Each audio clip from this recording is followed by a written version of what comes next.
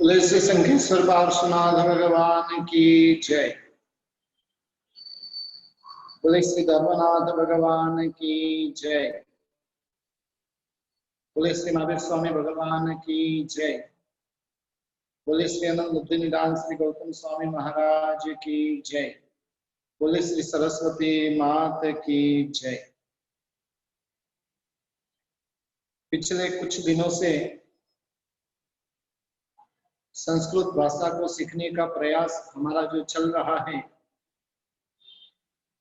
और जिसके अंदर काफी लोग इतनी गजब की रुचि लेकर संस्कृत भाषा सीखने का प्रयास कर रहे हैं। कई बार तो ऐसा होता है कि क्लास से मैं घर पे पहुंचता हूं उसके पहले तो होमवर्क आना भी शुरू हो जाता है। ये आपका उत्साह बता रहा है कि किस प्रकार का गजब का उत्साह जो आपका रहा हुआ है। 100 से भी अधिक लोगों का जो होमवर्क आया और सबने भी बहुत सुंदर मेहनत की। लास्ट में हमने 9 के 9 रूप किस प्रकार से बनाना वो हमने देखा था। नमामि नमावह नमामह नमसि नमतः नमतः नमति नमतः नमन्ति, इसके रूप किस प्रकार से बनाना, उसकी प्रक्रिया और उसके आधार पर करीब 20 जो धातु और उन धातु के ऊपर रूप वगैरह और साथ ही साथ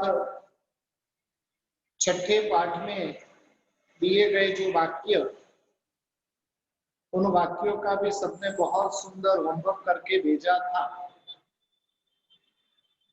यहाँ पर सबसे पहले आप अपना अपना होमवर्क ले लीजिए और उसके अंदर यदि किसी का कुछ गलत रहे तो करेक्शन कर लीजिएगा। यहाँ से मैं एक एक बोलते जाऊंगा। सबसे पहले हिंदी में अनुवाद करें, संस्कृत का हिंदी में अनुवाद करें और उसके अंदर नम धातु था।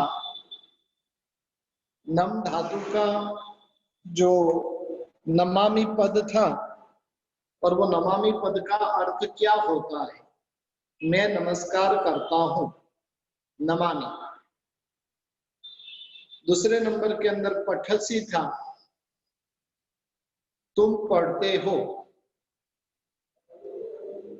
तीसरे नंबर के अंदर पतेसी था, तुम गिरते हो। पठामी, मैं पढ़ता हूं। उसके बाद में नमति, वह नमस्कार करता है। पततः, वे दोनों गिरते हैं। रक्षसी, तुम रक्षण करते हो। भणतः, भणतः, वे दोनों पढ़ते हैं। उसके बाद में वदति, वदति यानी वदति यानी वह बोलता है। नमतः, नमतः, वे दोनों नमस्कार करते हैं। पठावह, हम दोनों पढ़ते हैं। चलंती, वे सब चलते हैं। उसके बाद में था अटथ, तुम दोनों भटकते हो। अटथ, अटथ यानी तुम सब भटकते हो। चरामह, हम सब चलते हैं। नमन्ति, वे सब नमस्कार करते हैं। वसामह, हम सब रहते हैं। रक्षामह, हम सब रक्षण करते हैं। जीवावह हम दोनों जीते हैं, त्यजसी तुम त्याग करते हो, क्षरन्ति वे जरते हैं, वदथः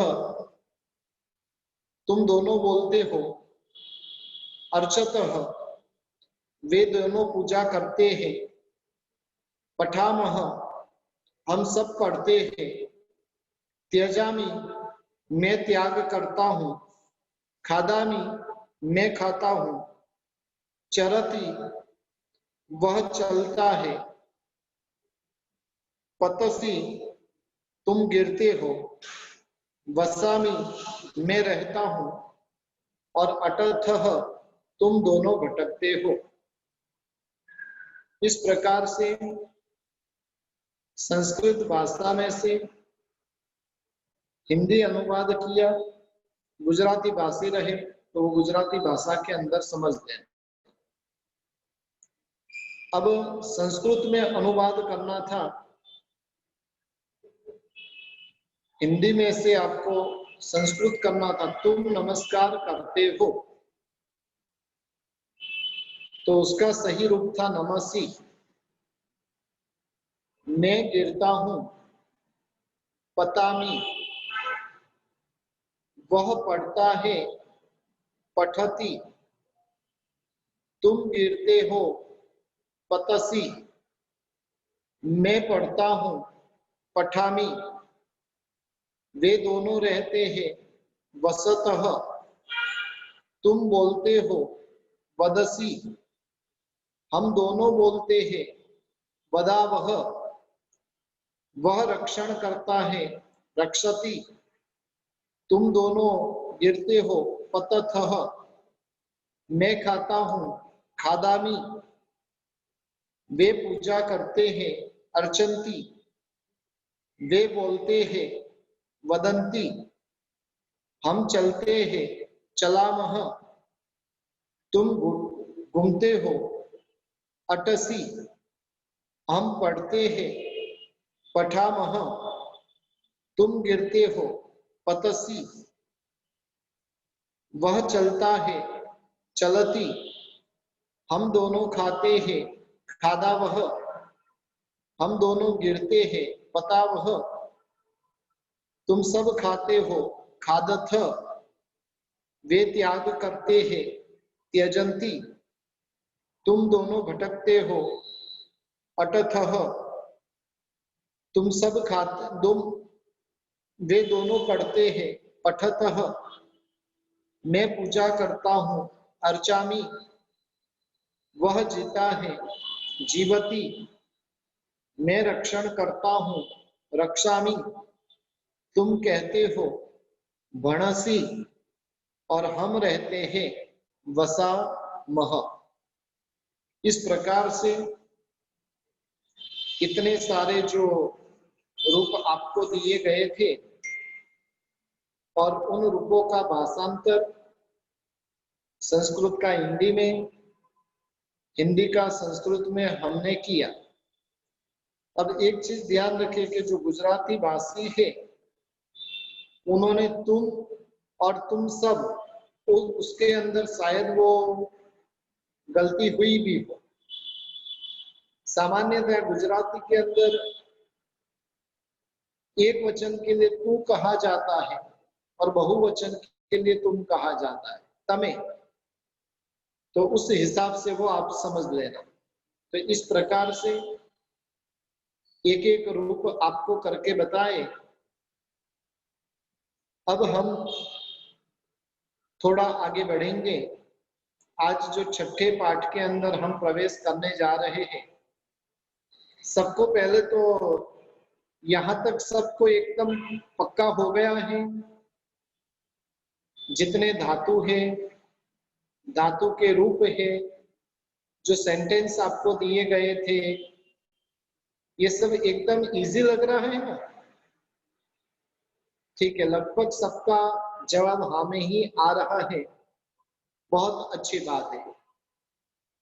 अब बुक आपके पास में रहे तो बुक खोलिएगा।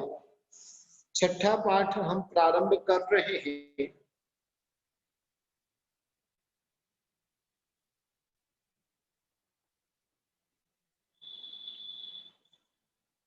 सर्वनाम। सर्वनाम क्या होता है? व्यक्ति नाम की जगह पर, व्यक्ति जब नाम की जगह पर यदि उसको उपयोग करना रहे तो वो सर्वनाम का उपयोग कर सकता है। जो नाम सभी के लिए लागू पड़ते हैं वो है सर्वनाम। मैं भी यूज कर सकता हूं, तुम भी यूज कर सकते हो, और वह भी यूज कर सकता है। तीनों में से कोई भी उसका उपयोग कर सकता है। जैसे यहाँ पर दृष्टांत के तौर पर बताया है कि कोई व्यक्ति अपने नाम के लिए मैं शब्द का प्रयोग करता है तो उसे सर्वनाम कहा जाता है। अब वो मैं का प्रयोग हर कोई कर सकता है। कोई भी व्यक्ति मैं शब्द का प्रयोग कर सकता है, और यानी नाम की जगह पर जिसका प्रयोग होता है वो सर्वनाम कहा जाता है। यहाँ पर तीन प्रकार के सर्वनाम बताए जा रहे हैं। पहला पुरुष, दूसरा पुरुष और तीसरा पुरुष।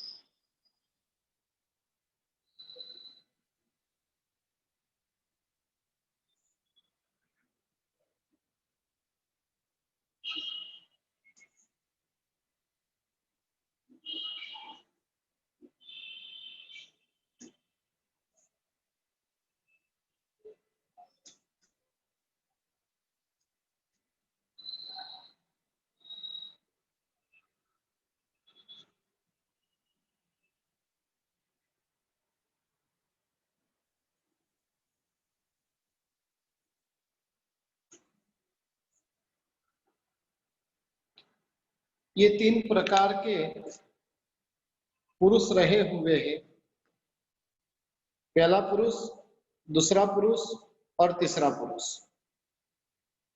और ये तीन पुरुष जो है,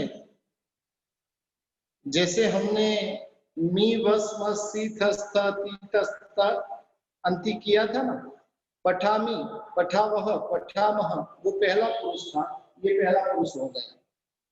पठसी, पठथ, पठथ, ये दूसरा पुरुष हो गया। पठती, पठतः, पठन्ति, ये तीसरा पुरुष हो गया। तो इस प्रकार से ये तीन पुरुष रहे हुए हैं। जैसे मैं मेरे नाम के लिए जब अहम शब्द का प्रयोग करूंगा तो वो सर्वनाम कहा जाएगा। हम दोनों के लिए आवाम शब्द का प्रयोग करूंगा सर्वनाम का। हम सबके लिए वयम शब्द का प्रयोग करूंगा। तुम के लिए त्वम शब्द का, तुम दोनों के लिए युवाम शब्द का, तुम सबके लिए यूयम शब्द का प्रयोग होगा।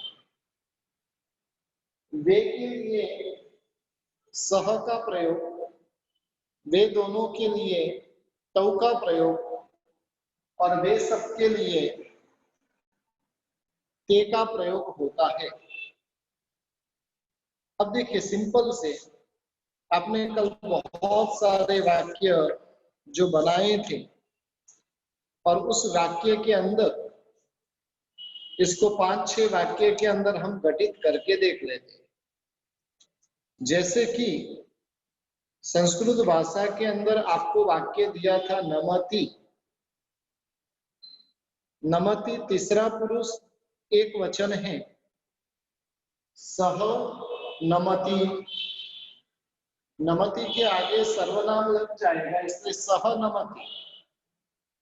जैसे दूसरा सेंटेंस 6 नंबर का दिया हुआ है पततः, ये कौन सा पुरुष है? पततः कौन सा पुरुष है? फर्स्ट, सेकंड, थर्ड, कौन सा पुरुष रहा हुआ सर?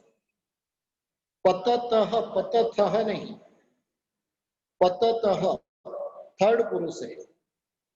और थर्ड पुरुष, उसके लिए ये द्विवचन है।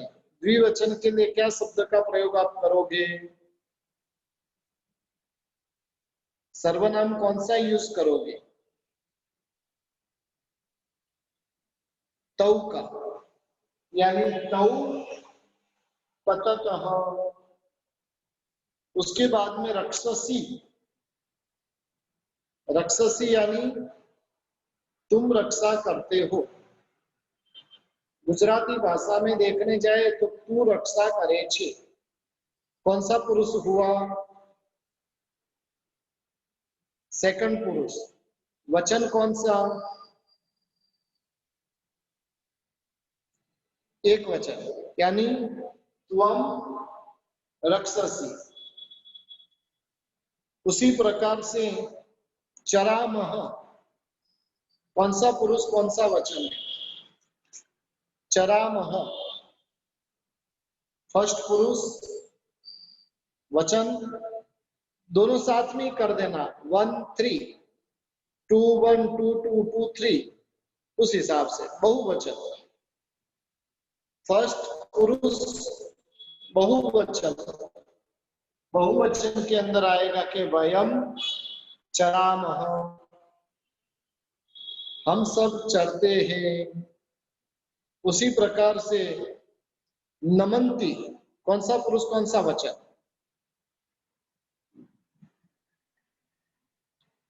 थ्री थ्री, तीसरा पुरुष बहुवचन, ते नमंती। तो यानी इस प्रकार से नाम की जगह पर सर्वनाम का प्रयोग होता है। आगे लगभग लगभग कोई भी आप सेंटेंस बनाओगे तो वहां पर आपको नाम और सर्वनाम दोनों का प्रयोग करना पड़ेगा। खाली सेंटेंस बना दिया पठामी तो नहीं चलेगा। अहम पठामी, वयम पठावह, हाँ, यूयम पठथ, ते पठन्ति, इस प्रकार से उसका प्रयोग करना होगा। बराबर। सर्वनाम में किसी को कोई डाउट है? सर्वनाम सबको समझ में आ गया? ठीक है, चलिए अभी आगे बढ़ते हैं। अभी आपको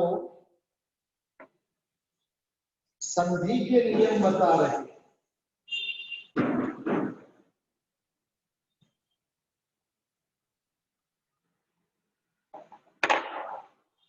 संधि के नियम हमें बता रहे हैं।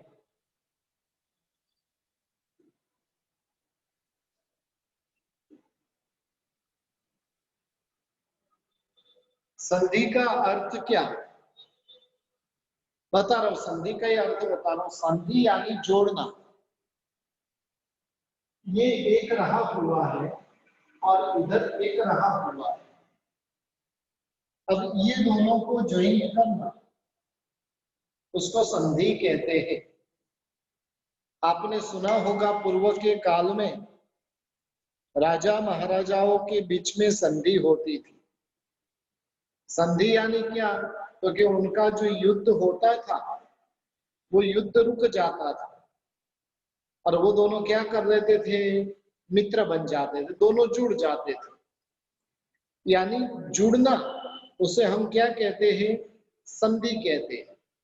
जैसे आपने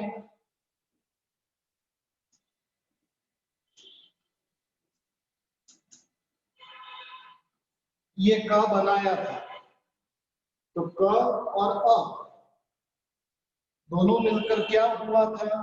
क हुआ था। ये दोनों की संधि कही जाती है। अब संधि के लिए इस पाठ के अंदर आपको 5 सिंपल नियम बता रहे हैं। सबसे पहले नंबर में नियम है, स्वर और व्यंजन पास पास में आए तो संधि होती है। स्वर यानी कितने, फटाफट लिखिए। स्वर यानी कितने, 14। और व्यंजन यानी 33, यानी 33 व्यंजन के साथ में 14 स्वर मिलते हैं। 33 व्यंजन के साथ में 14 स्वर मिलते हैं। जैसे हमने 12 खड़ी देखी थी, क के साथ में अ मिला, क के साथ में आ मिला, क के साथ में ई मिली, क के साथ में ए मिला, औ मिला, अम मिला, अहम मिला। तो ये दोनों का क्या होता है, परस्पर संधि होती है। अब जैसे यहाँ पर दृष्टांत देके बताया है कि अटामी,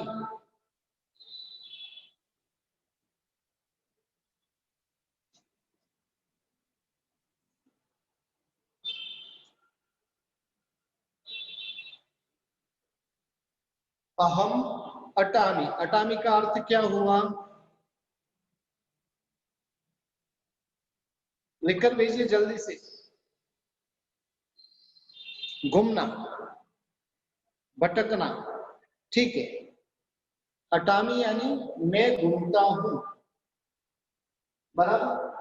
अब अटामी के लिए जब तक आपको सर्वनाम नहीं आया था 5वें पाठ तक, तब तक आप खाली अटामी लिखते थे। लेकिन अब 6ठा पाठ भी आपको बता दिया सर्वनाम का, और जब सर्वनाम का 6ठा पाठ बता दिया, इसलिए आप खाली अटामी नहीं लिखोगे, उसकी जगह पर प्रयोग करोगे अहम अटामी।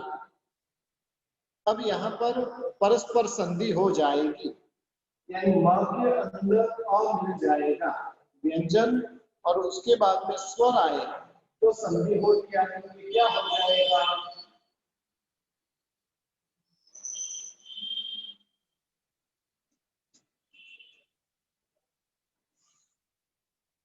अहम अटामी। जैसे हम देखिए लोग सूत्र आदि में बोलते हैं ना, ये सब संधि हुई हुई है। जैसे लोग सूत्र है, हालांकि वो प्राकृत भाषा में है,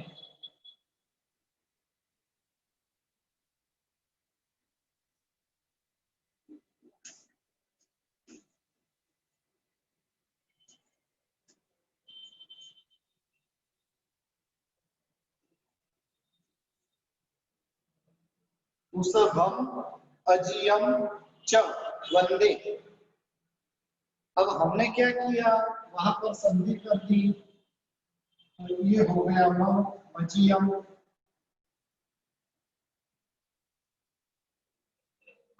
समझ में आया। वैसे ही हम लोग सूत्र के अंदर ही संभवनाथ और अभिनंदन स्वामी की संधि करते हैं।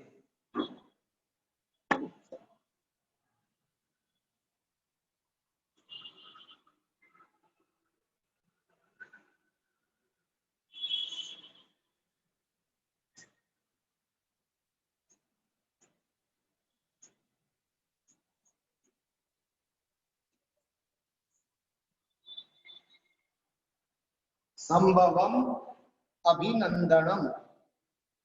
अब उसकी जगह पर हमने क्या कर दिया, म के अंदर अम मिल गया,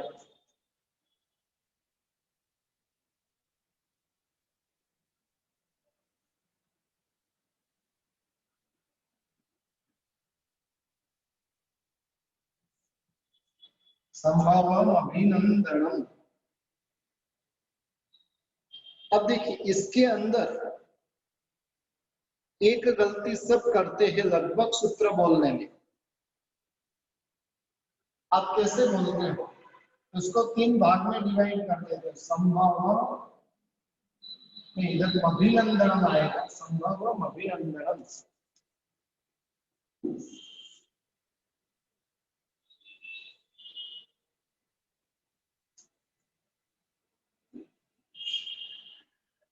बराबर, संभवम अभिनंदनम। अब उसको हम क्या बोल रहे हैं? संभवम अभिनम दणम।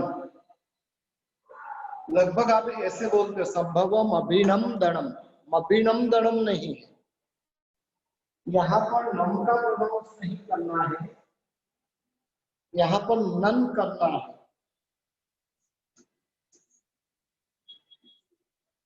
नम का प्रोनाउंस नहीं करना है, ये गलत है।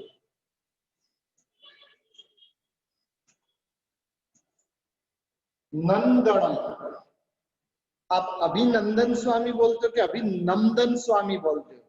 नंदन नहीं बोलते, नंदन बोलते। लेकिन लोगस सूत्र के अंदर लगभग लगभग ये गतिसार करते हैं। आगे से ध्यान रखना, लोगस सूत्र जब बोलो तो ये खास ध्यान रखना, संभव अभिनंदनम, नंदनम, अभिनंदनम नहीं। बराबर, समझ में आया? ठीक है। तो स्वर और व्यंजन पास पास में आए तो संधि होती है। अब संधि के लिए एक दूसरा नियम बता रहे हैं। आप देखिए, लगभग लगभग सब जगह पर, 6 जगह पर आपको सर्वनाम में अंत में म आया है। अहम में म आया, आवाम में म आया, वयम में म आया, त्वम में म आया, युवाम में म आया और यूयम में भी म आया। अंत में क्या आया? म आया। बराबर ना? तो अब म के बाद में स्वर कोई भी आएगा तो म उसके अंदर मिल जाएगा, स्वर के अंदर म मिल जाएगा और उस प्रकार से उसका रूप हो जाएगा। लेकिन जब म के बाद में व्यंजन आए तो क्या करना? तो उसके लिए नियम बता रहे हैं। दूसरा नियम, पद के अंत में म हो। ये सारे के सारे पद है, अहम पद है, आवाम पद है, वयम पद है, त्वम पद है, युवाम पद है, यूयम पद है, 9 के 9 पद रहे हुए। अब पद के अंत में म हो और म के बाद में कोई भी व्यंजन आए तो म की जगह पर क्या करना? तो कि पहले के अक्षर के ऊपर अनुस्वार हो जाता है। जैसे यहां पर दृष्टांत दिया है,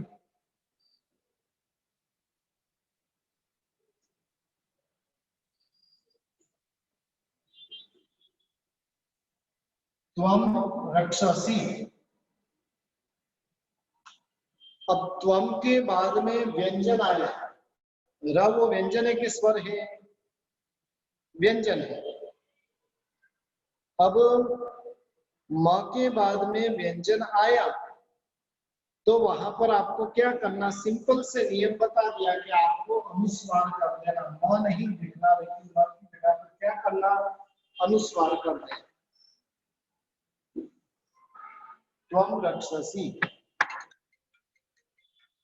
बराबर, ये समझ में आ गया? कोई भी व्यंजन आए, जितने भी म हैं और म के बाद में कोई भी व्यंजन आए, जैसे आपको जो बहुत सारे जो धातु बताए थे और उन धातु के अंदर स्वर से शुरू होने वाले जो धातु है, सिर्फ आपको एक तो 2 ही धातु बताए थे, एक अट और एक अर्च।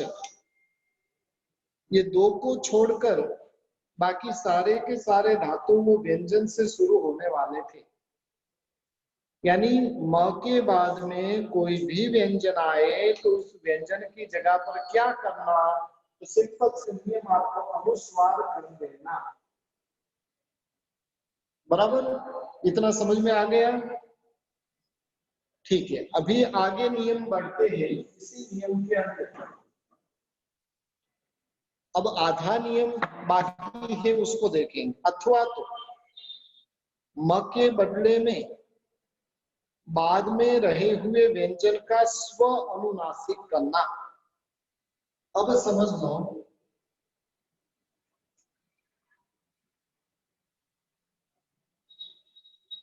अहम था, अहम चलामी।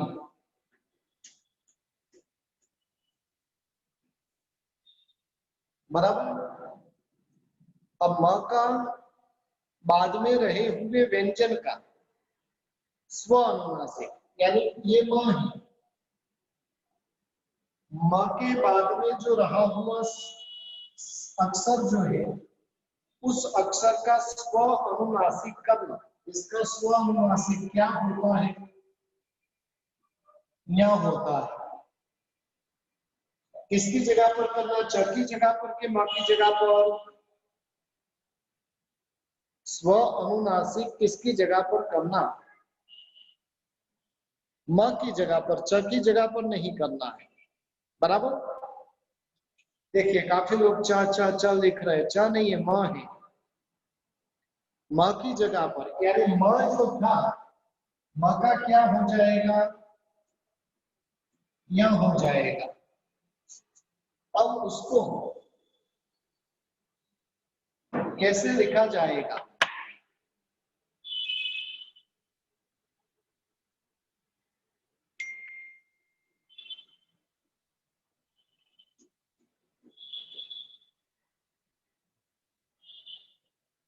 अहम चलामी।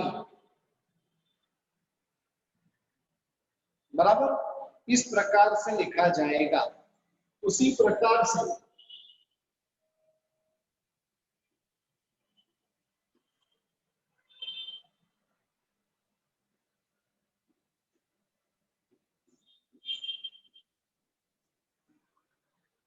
त्वम खादसी रहेगा।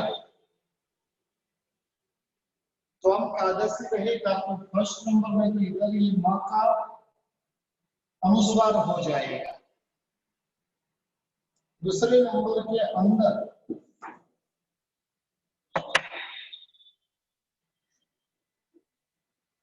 मां का अनुस्वार नहीं करना है। तो ये कौन सा वर्ग है? कौन सा वर्ग है ये? ग वर्ग है। क वर्ग है। क वर्ग को कौन सी संज्ञा दी थी उच्चार स्थान में? क वर्ग को उच्चार स्थान में कौन सी संज्ञा दी थी? कंठ्य। कंठ्य की दी थी। अब ये क वर्ग है, क वर्ग का अनुनासिक कौन सा है? ये हुआ ग। ये नासिका के माध्यम से बोला जाएगा ग। अब इसको कैसे बोलना?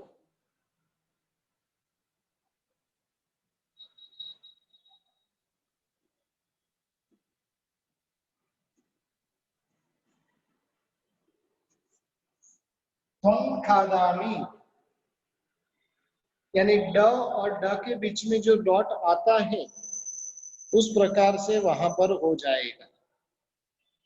क्या होगा? ड और ड के बाद में जो डॉट आता है उस तरीके से उसका उच्चारण होगा। बराबर। उसी प्रकार से ट वर्ग भी आएगा। हालांकि ट वर्ग के लिए आपको कोई ट ठ ड आदि के ऊपर कोई धातु आया नहीं है। और त वर्ग आएगा तो न हो जाएगा, प वर्ग आएगा तो न हो जाएगा। बराबर।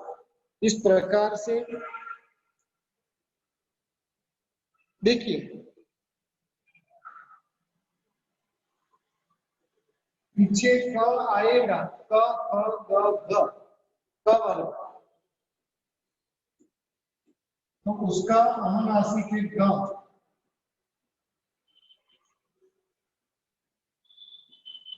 च वर्ग जिसका अनुनासिक है य। ट वर्ग जिसका अनुनासिक है ण। त वर्ग न। प वर्ग म। यानी क ख ग घ रहेगा तो क हो जाएगा, च छ ज झ रहेगा तो य हो जाएगा, ट ठ ड ढ रहा तो हाँ हो जाएगा, त थ द ध रहा तो न हो जाएगा, प फ ब भ रहा तो य हो जाएगा। म की जगह पर पीछे कौन सा अक्षर आता है उसके अनुरूप म का निर्माण होगा। म में जो चेंजेस होगा वो पीछे जो अक्षर आते हैं उसके आधार पर होगा। ये दूसरा नियम हुआ। तीसरे नंबर में बता रहे कि पदांत म के बाद में कोई स्वर आए तो स्वर क्या होगा, तो कि म में मिल जाएगा। म के बाद में अ आया तो म पूरा हो जाएगा, म के बाद में ई आया तो मी हो जाएगा। ये नियम तो बहुत ही सिंपल है। चौथे नंबर में म के बाद में यदि विराम हो, विराम यानी क्या, तो कि कुछ भी नहीं हो, म के बाद में यदि विराम हो तो वो म का म ही रहेगा, उसमें कोई चेंज नहीं होगा। अब जैसे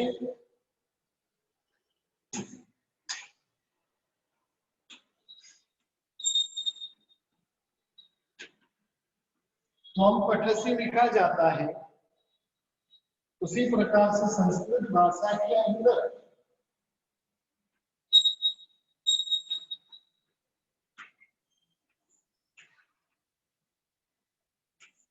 पठसी त्वम भी लिखा जाता है।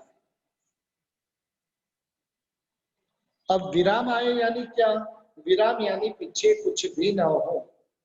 इधर देखिए त्वम है, त्वम के बाद कुछ भी नहीं है तो वो म का म ही रहेगा। फिर से एक बार बात करता हूं, म के बाद में स्वर आएगा तो स्वर के साथ में म मिल जाएगा। म के बाद में व्यंजन आएगा तो म का अनुस्वार हो जाएगा। दूसरे नंबर में म के बाद में व्यंजन आया तो उसका स्व अनुनासिक भी हो सकता है। ये 4 नियम आपको म के लिए बताए गए। हालांकि पहला नियम और तीसरा नियम दोनों लगभग एक जैसा ही है, उसमें कोई विशेष फर्क नहीं है। पहला नियम बताता है कि भाई संधि होती है और चौथा नियम बताता है संधि क्या होती है, वो बता रहा है। अब थोड़ा आगे बढ़ेंगे, 5वां नियम। अब हकीकत में जो हमने जो पहले लिखा था सह लिखा था, सह कौते, वो वास्तव में सह नहीं रहा हुआ है। विसर्ग जो बना है ना वो स था, स का र हुआ, र में से विसर्ग हुआ। आपको नियम आया था पद के अंत में स हो तो उसका र होता है, र के बाद में विसर्ग होता है, तब जाकर सह हुआ। रियल में था सस, फिर सर हुआ और आगे जाकर सह। सस था, सस में से सर हुआ, सर में से सह हुआ। अब इसके लिए नियम बता रहे कि सस के बाद में विराम हो तो पाठ 3 नियम 1 से उसका र और र का विसर्ग हो जाएगा, बराबर। लेकिन उसके बाद में व्यंजन आए, विराम यानी कुछ भी नहीं होगा तो ये विसर्ग हो जाएगा सह। लेकिन व्यंजन आएगा तो व्यंजन का लोप हो जाता है।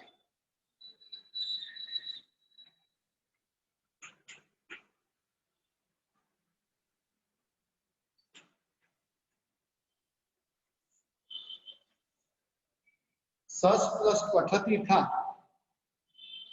अब ये स है, सस का स है, उसके बाद में व्यंजन आया और व्यंजन आने के कारण क्या हुआ, क्योंकि इसका लोप हो गया। लोप हो गया, इसमें सेंटेंस बनेगा स पठती। इस प्रकार से इसका सेंटेंस बन जाएगा, बराबर। तो आज हमने 2 बातें मुख्य रूप से की।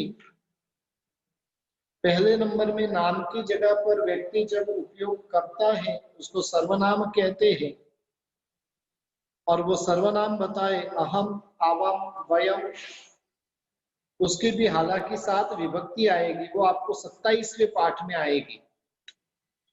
लेकिन यहाँ पर तो सिर्फ पहला ही रूप आपको बताया है। उसी प्रकार से त्वम, युवम, यूयम और सह, तौ, ते। दूसरे नंबर में आपको बात बताई कि संधि होती है, संधि यानी जोड़ना, एक दूसरे का जुड़ान कब होता है, तो कि स्वर और व्यंजन पास पास में आए तो संधि होती है। हालांकि संधि के लिए आपको बहुत सारे नियम आगे आगे आगे आगे आपको आते जाएंगे, लेकिन एक एक नियम हम धीरे धीरे समझते जाएंगे। स्वर और व्यंजन पास पास में आए तो संधि होती है। अब उसके बाद में बताया कि पद के अंत में म हो और उसके पहले उसके बाद में व्यंजन आए तो म का एक तो अनुस्वार होता है, दूसरे नंबर के अंदर स्व अनुनासिक होता है।